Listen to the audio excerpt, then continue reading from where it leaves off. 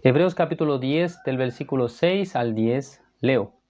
Holocaustos y expiaciones por el pecado no te agradaron. Entonces dije, he aquí que vengo, oh Dios, para hacer tu voluntad. Como en el rollo del libro está escrito de mí, diciendo primero sacrificio y ofrenda y holocausto y expiaciones por el pecado no quisiste ni te agradaron, las cuales cosas se ofrecen según la ley. Y diciendo luego, he aquí que vengo, oh Dios, para hacer tu voluntad, quítalo primero para establecer esto último. En esa voluntad somos santificados mediante la ofrenda del cuerpo de Jesucristo, hecha una vez para siempre. Si hasta el versículo 10 hemos leído, ¿no? Si en esta palabra está apareciendo, digamos, el vocabulario voluntad, ¿cuántas veces está apareciendo este vocabulario?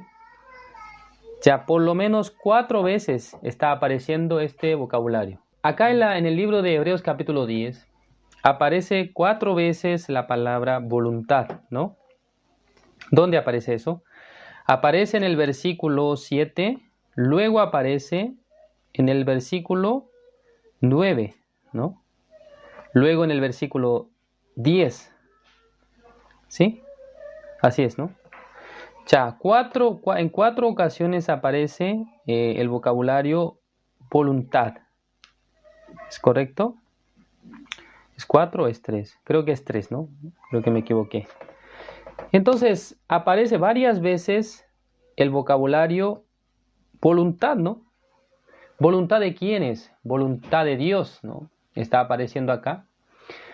Entonces, si hay un lugar donde nosotros podemos investigar sobre cuál es la voluntad de Dios, precisamente podemos, digamos, sumergirnos en el capítulo 10 del libro de Hebreos, ¿no? Hebreos capítulo 10. Entonces ustedes, antes de escuchar este estudio, esta transmisión, también creo que tienen su opinión y su punto de vista respecto a la voluntad de Dios, ¿no? Si alguien puede pensar que la voluntad de Dios es tal, ¿no? No sé bien ustedes cómo piensan, ¿no? Pero realmente nosotros sí podemos investigar en la Biblia. Hay algunos pasajes que nosotros podemos ver, ¿no? Hay algunos pasajes que nosotros podemos investigar. Entre ellos, ya vamos a buscar una palabra.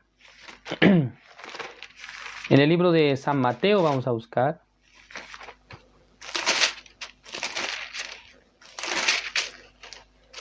San Mateo capítulo 6,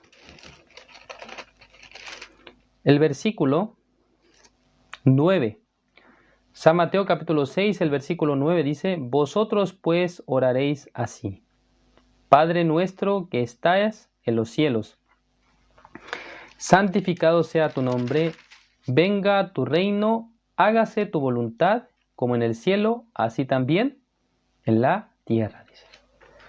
Ya un día Jesucristo les estaba enseñando a orar a los discípulos, entonces les estaba hablando sobre esta oración. ¿Qué es lo que ellos debían decir? Que hágase tu voluntad en el cielo como en la tierra. ¿Es correcto? Hágase tu voluntad en el cielo como en la tierra. Quiere decir que lo que ya ha sido hecho en el cielo, que también se ha hecho ¿dónde? En la tierra, ¿no? Ha sido hecha en la tierra. Entonces, ¿qué pasa? En el cielo, ¿qué es lo que hay, no? En el cielo, ¿qué es lo que ocurrió? ¿O qué trabajo existe en el cielo? Cuando nosotros hemos visto el estudio anterior, hemos observado que el Señor Jesucristo estaba yendo al lugar santísimo en el reino celestial. En ese lugar Él hizo la eterna redención, ¿no? Es decir, que en el cielo, en el lugar santísimo, derramando su sangre, ¿no? La sangre que había derramado en la tierra cuando Él fue sacrificado, esta sangre llevándola al lugar santísimo, en ese lugar, derramando su sangre, el Señor Jesucristo obtuvo la eterna redención. Es correcto, ¿no? Entonces, esta eterna redención, ¿qué tiene que ver con nosotros? O sea, ¿en qué nos incumbe a nosotros que el Señor Jesucristo haya hecho este trabajo en el reino de los cielos? ¿No? Entonces, en ese lugar ya Dios hizo su voluntad, que era, en algún sentido, ¿no? Él tenía que limpiar el pecado de todo el mundo, de toda la humanidad. Entonces, ¿dónde se ha hecho eso?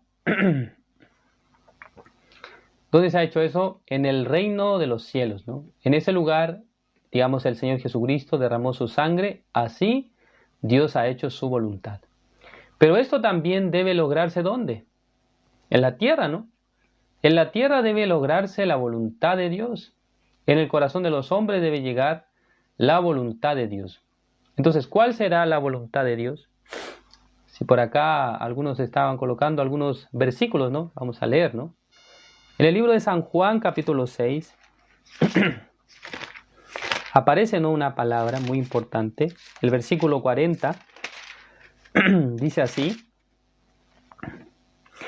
y esta es la voluntad del que me ha enviado, que todo aquel que ve al Hijo y cree en Él tenga vida eterna, y yo le resucitaré en el día postrero, ¿no? O sea, acá aparece una palabra muy importante, que la voluntad de Dios, ¿no?, es que todo aquel que ve al Hijo y cree en Él tenga vida eterna, y yo le resucitaré en el día postrero. O sea, esta palabra, cuando nosotros la leemos así simplemente, ¿qué es lo que nosotros podemos pensar, ¿no? Acá, ¿qué es lo que dice? Todo aquel que ve al Hijo, ¿no? Es correcto, ¿no? Entonces, digamos que si lo tomamos literalmente, ver al Hijo es decir que ver a Jesucristo, ¿no? Con los ojos y luego creer en Él, dice. Sí, literalmente, ¿no? Que todo aquel que ve al Hijo y cree en Él tenga vida eterna. ¿Es así? Pero hermanos, yo les pregunto a ustedes, ¿alguien de ustedes ha visto a Jesús alguna vez? Con sus ojos, así. Si alguien lo ha visto, entonces tiene que escribir, ¿no? Yo un día me encontré con Él mientras estaba saliendo de mi trabajo, ¿no? De repente en la esquina estaba y yo lo he visto. Alguien puede hablar así, ¿no? Es correcto, ¿no? Alguien puede decir esto, ¿no?, que ha visto a Jesús. Por lo tanto, alguien pensando de esa manera puede sentir, ¿no? Puede sentir que entre nosotros no hay nadie que haya visto al Señor Jesucristo. Ninguno de nosotros presenció el tiempo en el que Jesús vino. Entre los apóstoles, ¿no?, el único apóstol que ha visto a Jesús después de muerto, digamos, fue el apóstol Pablo, ¿no? O sea, después de estar camino a Damasco, el Señor Jesucristo apareció, dice ante él: Pablo, Saulo, ¿por qué me persigues, no? Dura cosa te es dar coces contra el aguijón, ¿no? Entonces Pablo se quedó, o sea, impresionado, ¿no? Ese hombre que él pensaba que estaba muerto, un día se apareció ante él y estaba pronunciando, ¿no?, las palabras. Por eso realmente apóstol Pablo no sabía qué hacer. Pero en ese momento él pudo descubrir: realmente Jesús está vivo.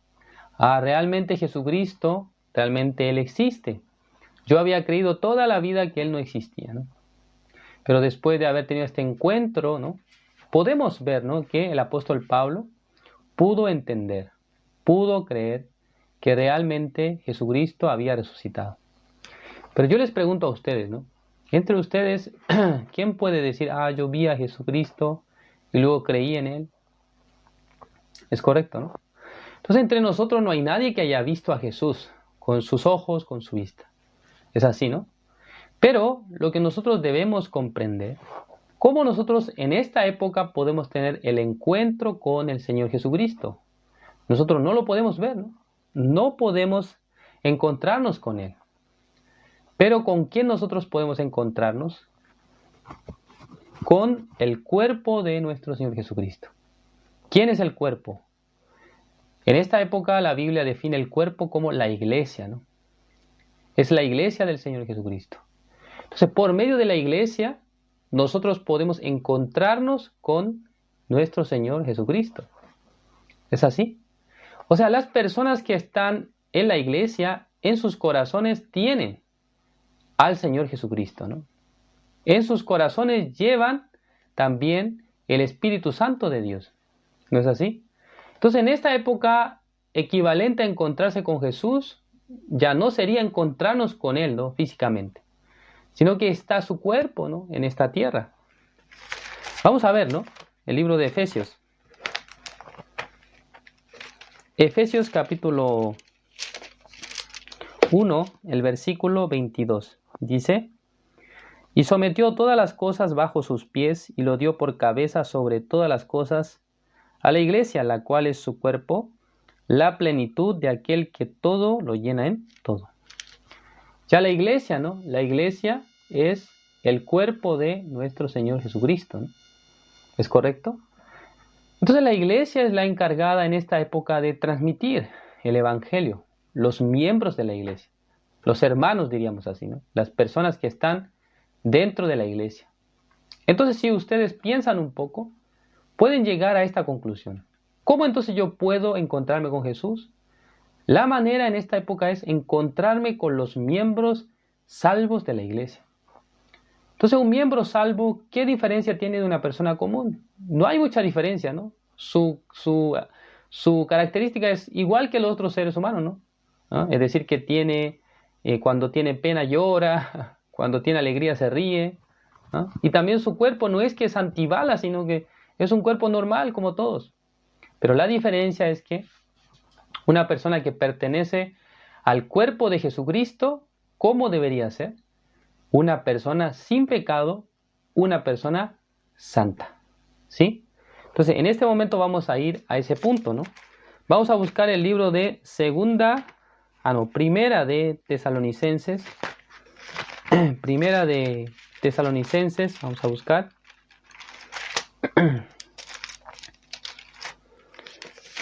Primera de Tesalonicenses, capítulo 3.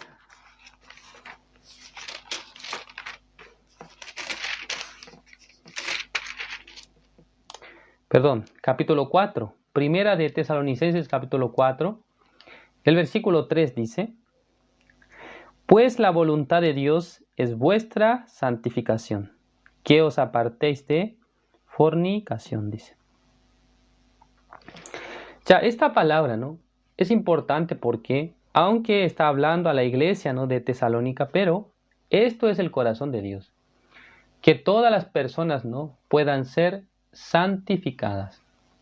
Ya, ahora la manera, la forma de ser santificado, hay dos maneras, ¿no? La primera es que ustedes, siendo personas que no cometen pecados, desde su nacimiento, ser personas intachables y personas correctas, que nunca hayan cometido ninguna falta, entonces ustedes podrán ser santos.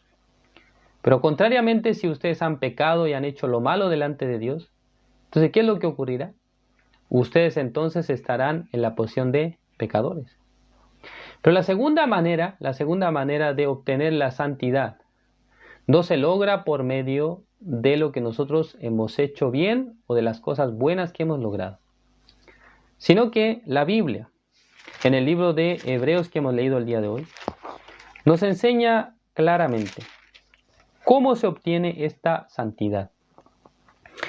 Vamos a ver el libro de Hebreos capítulo 10, versículo 10.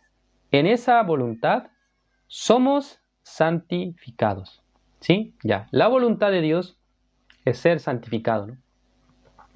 Ya algunos ya se han adelantado, ¿no? a los versículos. Están escribiendo. Ya, Hebreos capítulo 10, versículo 10. En esa voluntad somos santificados. Y ahora tenemos que ver la segunda parte. ¿Cómo se ejecuta, cómo se logra esta santificación? Mediante la ofrenda del cuerpo de Jesucristo, hecha una vez y para siempre. Si realmente ustedes pueden creer que Jesucristo ya entregó su vida, entregó su cuerpo en ofrenda, entonces esto ahora debe relacionarlo con la santidad que yo pueda tener, es cuando Jesucristo es entregado en la cruz como ofrenda de expiación por el pecado. En resumen, la voluntad de Dios, ¿cuál es? Nuestra santificación. Pero aquí hay dos respuestas posibles. Una persona que quiere ser santa por sus obras y otra persona que, mirando a Jesús, mirando el sacrificio del Señor Jesucristo, puede obtener la santificación. Puede ser santo. Ustedes, ¿qué tipo de santificación quieren obtener? ¿Una que se logra por el esfuerzo o la que se logra por medio de nuestro Señor Jesucristo? Ya, para terminar. Hebreos capítulo 2, versículo 11 dice: porque el que santifica y los que son santificados de uno son todos, por lo cual no se avergüenza de llamarlos hermanos. Ya dice, porque el que santifica, dice, y los que son santificados. Ya entonces, la santidad no se logra por alguna cosa que nosotros hacemos, sino que hay uno que santifica y otros son los santificados. ¿Nosotros en qué posición estamos? En los que son santificados, por el que santifica. Es correcto, ¿no? ¿Quién es ese que santifica? Es nuestro Señor Jesucristo, porque dice que no se avergüenza de llamarlos hermanos. ¿Es correcto? No se avergüenza de llamarlos hermanos, por lo tanto, el Señor Jesucristo nos dice a nosotros santos. Ustedes son santos porque yo los santifiqué. Yo soy el que está cumpliendo la voluntad de Dios. Por eso, quien cumple la voluntad de Dios es el Señor Jesucristo. Por eso en Hebreos 17 dice: entonces dije, he aquí que vengo, oh Dios, para hacer tu voluntad. Ya Dios tiene la voluntad de Dios, ¿no? Es santificar al hombre, pero quien cumple esa santificación es Jesucristo. ¿Es correcto? No es que ustedes cumplen haciendo lo bueno o haciendo buenas obras, se convierten en santos, sino que Jesucristo es quien logra esta santificación. ¿Cómo lo logra? Por la ofrenda de su cuerpo. La Biblia no es clara en esto. Existe la voluntad de Dios, nuestra santificación. Existe el que santifica, que es Jesús, quien cumple esta voluntad de Dios. ¿Cómo? Ofreciendo su cuerpo, ofreciendo su vida en la cruz por todos nosotros. Espero que todos ustedes no desconozcan que la voluntad de Dios, ¿quién la hace? Dios la cumple por medio de nuestro Señor Jesucristo. El día de hoy vamos a terminar aquí. Gracias por su atención. Vamos a orar. Dios Padre, Señor, le agradecemos. En esta noche usted nos permite compartir la palabra, Señor. Nosotros somos personas que han recibido la santificación por medio de nuestro Señor Jesucristo. Cada persona, conociendo esta voluntad de Dios, deberá conocer también que Dios mismo lo ha hecho. Sin que nosotros hiciéramos algo, el Señor Jesucristo nos ha santificado. Gracias, Señor. Gracias por esta transmisión. Encomendamos en sus manos todas las cosas. Oramos en el nombre de su Hijo amado, nuestro Señor Jesucristo. Amén.